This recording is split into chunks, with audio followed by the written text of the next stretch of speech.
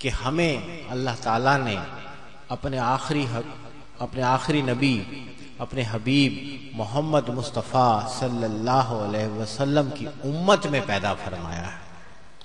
حضور صلی اللہ علیہ وسلم کا امتی ہونا دنیا کی ہر نعمت سے بڑی نعمت ہے، اور اس نعمت کا جس قدر بھی شکر ادا کیا جائے وہ کم ہے۔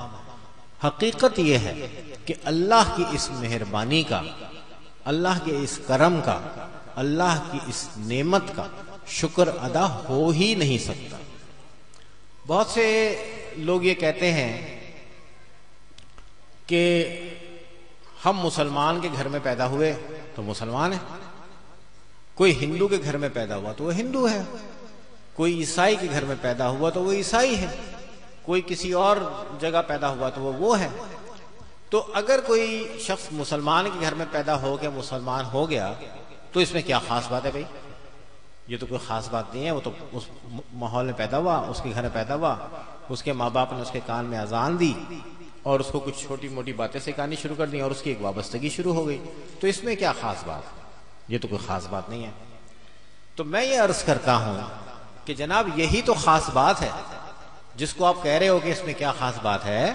یہی تو خاص بات ہے کہ آپ کو رسول اللہ صلی اللہ علیہ وسلم کا امتی بننے کے لیے تلاش اور تحقیق کے مراحل سے نہیں گزرنا پڑا۔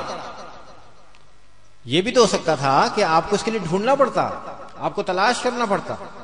تو یہ نعمت، یہ دولت تو بن مانگے اللہ تعالیٰ نے آپ کو عطا کر دی ہے۔ تو جس کو آپ یہ کہہ رہے ہو کہ کیا خاص بات ہے، دراصل یہی بہت خاص بات ہے، اور یہ بہت بڑی نعمت ہے، اور یہ اتنی بڑی نعمت ہے کہ قرآن پاک میں سورہ آل عمران میں اللہ تعالیٰ نے ارشاد فرمایا ہے ایک مجلس کا احوال جو اس دنیا کے شروع ہونے سے پہلے اللہ تعالیٰ نے بلائی، جس میں اللہ تعالیٰ نے تمام انبیاء کو بلایا جن کو اللہ تعالیٰ نے نبی بنا کے یہاں بھیجنا تھا، اور ان سے اللہ تعالیٰ نے ایک عہد لیا، اور یہ عہد لیا کہ جب تم میرے ان نبی کا زمانہ، اگر تم میرے ان نبی کا زمانہ پاؤ، یعنی حضرت محمد مصطفیٰ صلی اللہ علیہ وسلم کا زمانہ پاؤ، تو تم ان کی نصرت کرنا اور ان پر ایمان لانا۔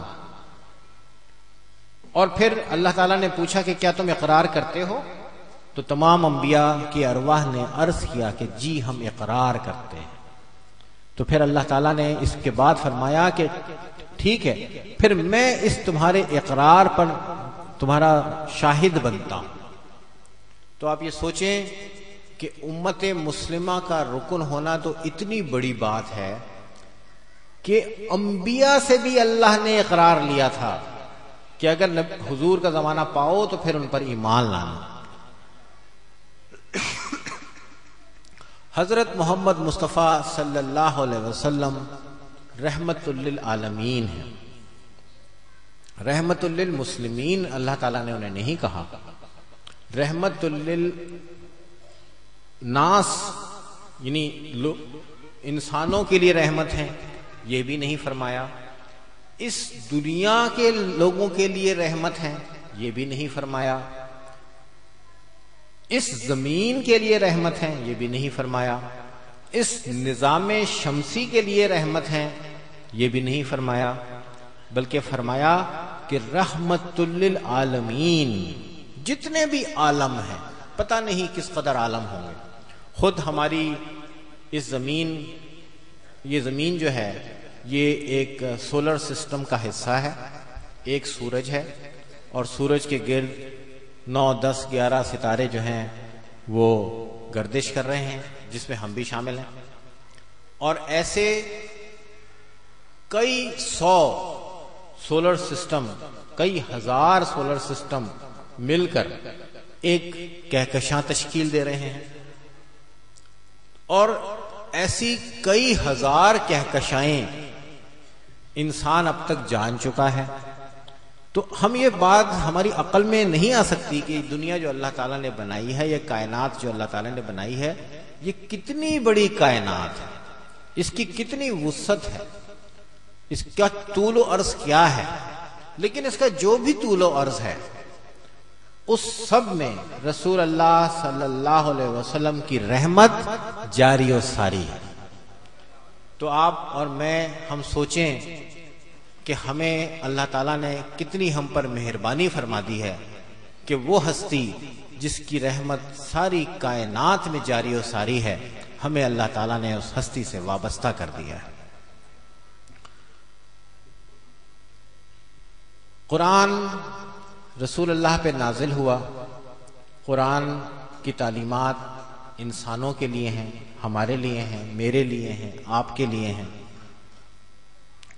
قرآن پہ عمل کیسے کیا جائے یہ رسول اللہ صلی اللہ علیہ وسلم نے خود ذاتی طور پر دنیا کو، سب انسانوں کو بتا دیا ہے۔ قرآن میں عبادات کا ذکر ہے، صلاۃ کا ذکر ہے، صوم کا ذکر ہے، زکوٰۃ کا ذکر ہے، حج کا ذکر ہے اور دیگر معاملات کا ذکر ہے۔ اللہ تعالیٰ نے قرآن پاک میں صلاۃ قائم کرنے کا حکم دیا ہے، جس کو ہمارے ہاں نماز پڑھنا کہا جاتا ہے۔ ابھی نماز پڑھنا جو ہے کتنا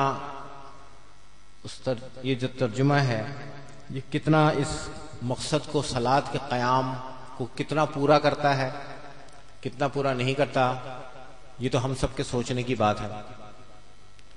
ہمارے ہاں صلاۃ کا ترجمہ نماز کیا گیا ہے اور صوم کا ترجمہ روزہ کیا گیا ہے، اور صلاۃ کے قرآن پاک میں کہیں پہ بھی صلاۃ کے پڑھنے کا حکم نہیں دیا گیا، جبکہ ترجمے میں ہم نے اسے پڑھنے کا ایک عمل بنا دیا ہے۔ قرآن پاک میں جہاں بھی صلاۃ کا ذکر ہے وہاں قائم کرنے کا ذکر ہے۔ اچھا، اسی طرح صوم کا ترجمہ ہمارے یہاں روزہ ہو گیا، روزہ رکھو، لیکن زکوٰۃ کا اور حج کا ترجمہ نہیں کیا گیا۔ اب پتہ نہیں زکوٰۃ اور حج کا ترجمہ کیوں نہیں کیا، یا پتہ نہیں نماز کا ترجمہ کیوں کیا گیا۔ نماز ہم اسے صلاۃ بھی کہہ سکتے تھے۔